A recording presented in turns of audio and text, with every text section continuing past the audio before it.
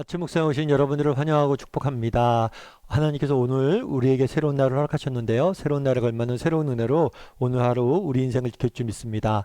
오늘은 하나님을 확신하라 라는 제목을 가지고 빌립보서 1장 25절부터 26절까지 말씀을 함께 살펴봤으면 좋겠습니다. 25절부터 26절까지 말씀 같이 한번 읽어볼까요? 내가 살 것과 너희 믿음의 진보와 기쁨을 위하여 너희 무리와 함께 거할 이것을 확실히 아노니 내가 다시 너희와 같이 있으므로 그리스도 예수 안에서 너희 자랑이 나로 말미암아 풍성하게 하려 함이라. 바울에게는 고민이 있었어요. 지금 감옥에 갇혀 있잖아요. 감옥에 갇혀 있으니까 내가 이곳에서 풀려나게 될지 또 이곳에서 죽게 될지 어떻게 될지 앞으로 어떤 일이 일어날지 알지 못했습니다. 그리고 고민이 또 하나 있었어요. 뭐냐면 정말 내가 지금 당장은 나 빨리 죽어서 하나님 만나고 싶은데 빨리 천국 가고 싶은데 내게는 지금 이 땅에 사는 것보다 천국 가는 게 더 좋은 삶인데 그래서 빨리 죽어서 천국 가고 싶은데 또 빌립보 교인들 생각하면 이 땅에 남아 있어야 된다는 거예요. 왜냐하면 내가 남아 있는 게 그들에게 유익이 되기 때문에. 그래서 내게 무엇이 좋을까? 난 앞으로 어떻게 될까? 이렇게 고민을 쭉 하고 있었어요. 그러다가 그 고민 가운데 하나님께서 하나의 확신을 주셨습니다. 그 확신은 무엇입니까? 내가 살 것과 바울은 이곳에서 자기가 죽지 않게 될 것이라는 확신이 생긴 것 같아요. 그럼 왜 자신이 살 것에 대한 확신을 가졌을까요? 뒤에 보면 이렇게 돼 있어요. 너희의 믿음의 진보와 기쁨을 위하여 너희와 함께 거할 이것이 확실히 아노니. 제가 기도하면서 확신한 게 있는 거예요. 뭐냐면 나는 다시 살아날 것 같다. 내가 이곳에서 풀려날 것 같다. 왜? 너희를 위해서. 정말 내가 풀려나면 너희의 믿음이 얼마나 자라고 믿음의 진보와 기쁨에 도움이 될 것이다. 그렇겠죠. 그 당시 빌립보 교인들은 바울을 위해서 기도하고 있었습니다. 물질적으로 후원하고 바울을 위해서 기도하고 있었어요. 근데 자기의 기도의 응답대로 바울이 풀려나 보세요. 얼마나 용기가 되겠어요. 그래, 우리 하나님이 정말 우리의 기도에 응답하셨어. 정말 어려움이 있지만 우리도 기도하고 바울처럼 나가면 정말 하나님께 선하게 우리 인생을 인도할 거야. 그럼 확신을 갖지 않겠냐. 그래서 내가 사는 것이 너희들의 큰 도움이 될 것이기 때문에 하나님이 나를 뭐예요? 살리실 것이다. 이런 분명한 확신이 바울을 가지게 된 겁니다.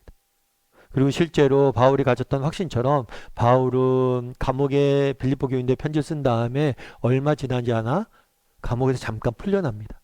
물론 다시 나중에 감옥에 갇혀서 결국에 감옥의 생을 마감해요.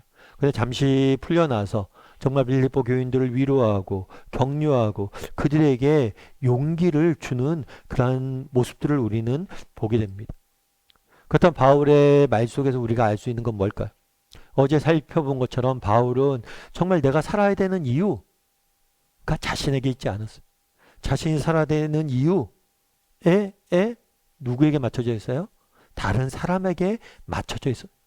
나를 위해서 죽는 게 좋지만 그들을 위해서는 살아남아 있어야 되고 아마 하나님께서 그들을 위해서 살아남게 하실 것이다.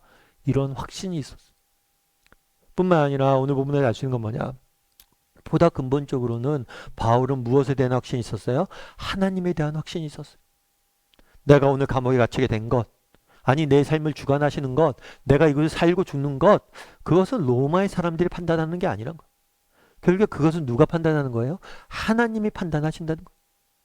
그래서 하나님께서 판단하셔서 정말 하나님께서 나를 살리면 그 이유가 있는 거고 살린데도 이유가 있는 거고 목적이 있는 거고 나를 죽이면 뭐예요? 그것도 또한 목적이 있다는 거예요. 그래서 근본적으로 내 삶을 주관하시는 분이 하나님이시라는 확신과 정말 하나님이 목적을 가지고 나를 살리든지 죽이든지 알겠다라는 그런 확신이 있었던 거예요. 이런 확신이 우리에게도 있었으면 좋겠어요. 사실 저도 예전에 한번 제가 뇌졸중에 걸린 적이 있었어요. 근데 이렇게 평소처럼 이렇게 생활하는데 몸에 이상 징후가 있는 거예요. 너무 이상을 해서 뭐 인터넷 같은데 검색도 해보고 또 아는 뭐 집사님한테 의사 선생님인 집사님한테 전화도 해보고 그랬더니 그 집사님이 빨리 병원에 가시는 게 좋을 것 같다고 그렇게 해서 빨리 제가 아침에 뭐 정리를 하고 그 아침에 일찍 응급실에 갔어요. 응급실에 갔는데 검사해 보니까 뇌졸중이라고. 그러니까 뇌경색이죠. 그러니까 뇌의 혈관들이 막히는 그 병에 걸린 거예요. 그러니까 어떻게 되겠어요? 그래서 병원에 입원했죠. 입원해서 누워있는데 뭐 이것저것 검사하면서 누워서 할 일이 별로 없잖아요. 병원에 누워있다 보니까 이렇게 검색을 하게 되더라고요.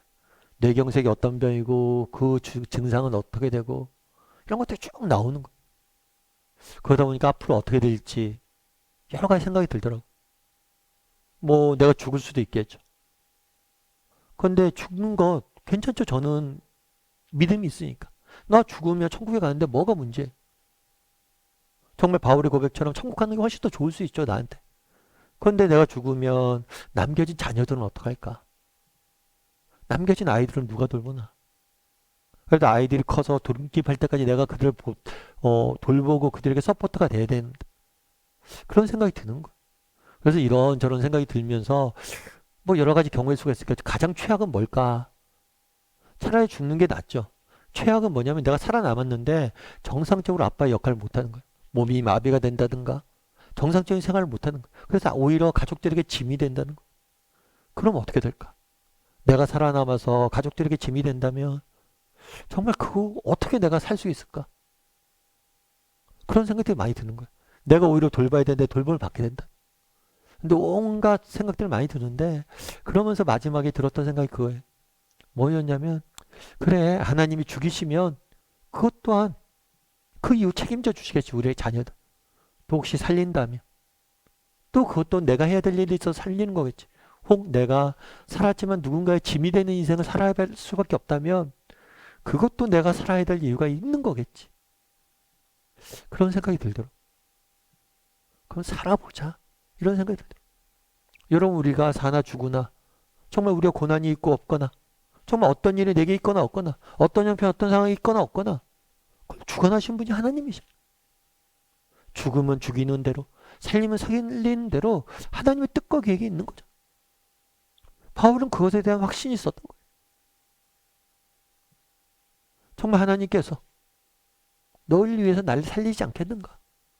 그걸 살린다면 내가 해야 될 일이 있지 않겠는가? 내가 너희를 위해서 너희의 기쁨이 되기 위해서 내가 남은 생을 위해서 살길 원한다. 이렇게 이야기하는 거예요. 우리도 정말 그런 확신이 있었으면 좋겠어요.